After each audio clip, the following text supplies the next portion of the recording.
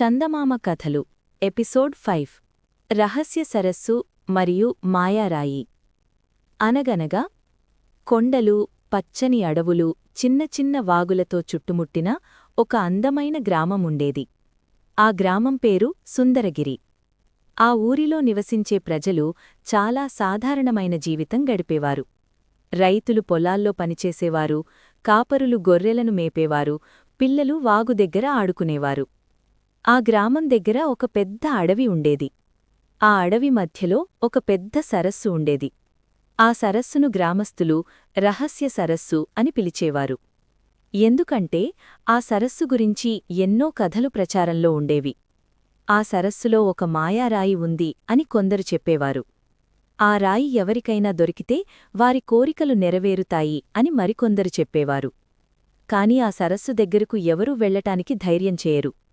ఎందుకంటే రాత్రి సమయంలో అక్కడ విచిత్రమైన వెలుగులు కనిపిస్తాయని, నీటిలోంచి శబ్దాలు వస్తాయని అందరూ చెప్పేవారు.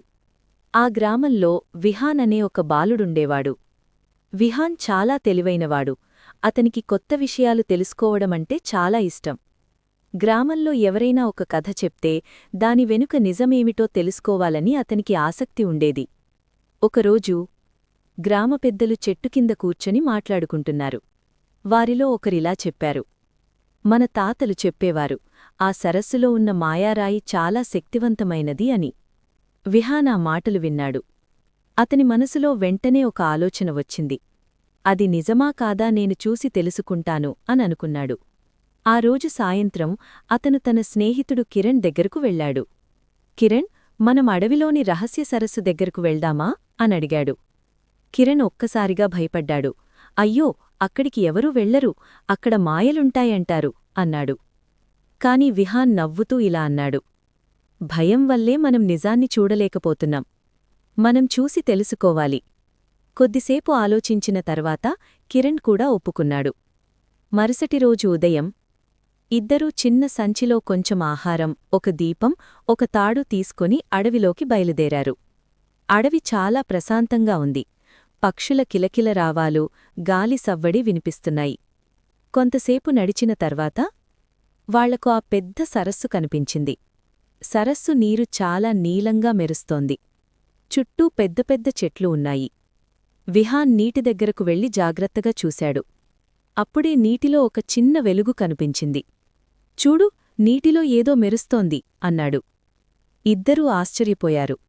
అది నిజంగానే ఒక రాయిలాగా కనిపిస్తోంది. కాని అది సరస్సు మధ్యలో ఉంది. అక్కడికి చేరడానికి నీటిలోకి దిగాలి. విహాన్ ధైర్యంగా ఇలా అన్నాడు. నేను ఈదుతూ వెళ్లి చూస్తాను. అతను నెమ్మదిగా నీటిలోకి దిగాడు. నీరు చాలా చల్లగా ఉంది. అతను ఈదుతూ సరస్సు మధ్యలోకి వెళ్లాడు. కొద్దిసేపటికి ఆ మెరుస్తున్న రాయి దగ్గరకు చేరుకున్నాడు. అది నిజంగానే ఒక వింత రాయి. ఆ రాయి నుంచి మెల్లగా వెలుగు వస్తోంది. విహాన్ జాగ్రత్తగా దాన్ని తీసుకున్నాడు. అప్పుడే ఒక్కసారిగా సరస్సు నీరు కదిలింది. నీటిలోపల నుంచి ఒక గొంతు వినిపించింది. ఆ రాయి ఎవరు తీసుకున్నారు? విహాన్ కొంచెం భయపడ్డాడు.